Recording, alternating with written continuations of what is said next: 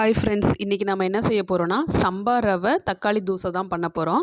வாங்க எப்படி செய்கிறதுன்னு பார்க்கலாம். அதுக்கு ஃபஸ்ட்டு சம்பா ரவை ஊற வச்சது இந்த கிண்ணத்தில் நான் ஒரு கிண்ணம் எடுத்துட்டு அது முங்குற அளவு மட்டும் தண்ணி ஊற்றி அலசிடுங்க. ஃபஸ்ட்டு கழுவி ஊற்றிட்டு அதுக்கப்புறம் அது முங்குற அளவு தண்ணி வச்சு 10 நிமிஷம் ஊற வச்சுக்கோங்க. ரொம்ப தண்ணி ஊற்ற வேணாம். பாருங்கள், ஊறின பிறகு அதில் தண்ணி இருக்காது. அப்படி தான் இருக்கணும், நிறைய தண்ணி இருக்கக்கூடாது. இப்படி தான் இருக்கணும். இது 10 நிமிஷம் ஊறிடுச்சு. இப்போ ஒரு சின்ன சைஸ் இதெல்லாம் நம்ம அரைக்க போகிறோம். ஒரு சின்ன சைஸ் தக்காளி எடுத்திருக்கோம், சின்ன சைஸ் வெங்காயம், நீங்கள் சின்ன வெங்காயம் யூஸ் பண்ணுறதுனாலும் பண்ணிக்கலாம். ஒரு கொஞ்சமாக இஞ்சி துண்டு, கருவேப்பிலை, கொத்தமல்லி, 1/2 ஸ்பூன் சீரகம், 2 வத்தல். காரம் உங்களுக்கு தக்கன நீங்கள் அட்ஜஸ்ட் பண்ணி போட்டுக்கோங்க. வத்தல் இல்லை பச்சை மிளகா சேர்க்குறதுனால நீங்கள் சேர்த்துக்கலாம். நாங்கள் 2 வத்தல் சேர்த்துருக்கோம். இது 2 பேர் சாப்பிட்ற அளவுக்கு செய்கிறோம் நாங்கள்.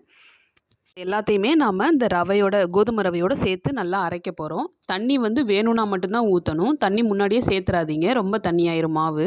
அதனால் கொஞ்சம் கொஞ்சமாக தேவைக்கேற்ற மாதிரி ஊற்றி அரைச்சிக்கலாம். இப்போ நம்ம மாவை அரைச்சிட்டு வந்துட்டோம். பாருங்கள், இந்த பதத்துக்கு அரைச்சிக்கோங்க. மாவு ரொம்ப நைஸாகவும் அரைக்காமல் ரொம்ப பெருன்னு அரைக்காமல் அரைச்சிக்கோங்க. அதே மாதிரி நாங்கள் தண்ணியும் ஊற்றலை, அந்த இருந்த தண்ணியோட ரவையை போட்டு அரைச்சது தான். அதுவே இந்த அளவுக்கு வந்திருக்கு. இப்போ மாவை ஒரு கிண்ணத்தில் நம்ம மாற்றிக்கலாம். மாவு ஒரு கிண்ணத்தில் மாற்றி வச்சாச்சு. பாருங்கள், உப்பு நம்ம அரைக்கும் போதே போட்டாச்சு. பத்தலைன்னா இப்போ நீங்கள் செக் பண்ணிக்கலாம். உப்பு கரெக்டாக இருக்கான்னு செக் பண்ணிவிட்டு கொஞ்சமாக பெருங்காயத்தூள் மட்டும் சேர்த்துட்டு தோசையை ஊற்றிடுங்க. சூடாயிருச்சு, நம்ம தோசை ஊற்றிக்கலாம்.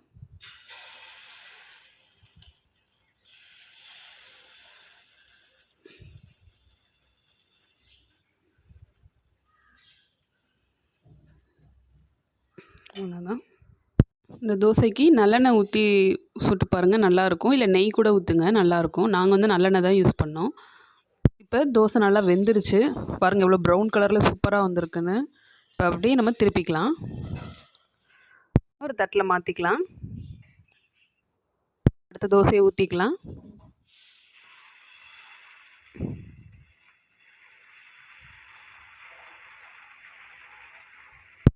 நம்ம கோதுமை ரவையை வச்சு கஞ்சி பண்ணுவோம், உப்புமா பண்ணியிருக்கோம், இல்லைன்னா ஸ்வீட் கூட பண்ணலாம். ஆனால் இப்போ நம்ம புதுசாக தோசை ஊற்றியிருக்கோம். இது ரொம்பவே நல்லாயிருக்கும். நீங்களும் இந்த மாதிரி ட்ரை பண்ணி பாருங்கள். வெயிட் லாஸ் பண்ணணும்னு நினைக்கிறவங்க மார்னிங் பிரேக்ஃபாஸ்ட்டாவோ இல்லை டின்னராகவோ எடுத்துக்கலாம், ரொம்பவே நல்லது.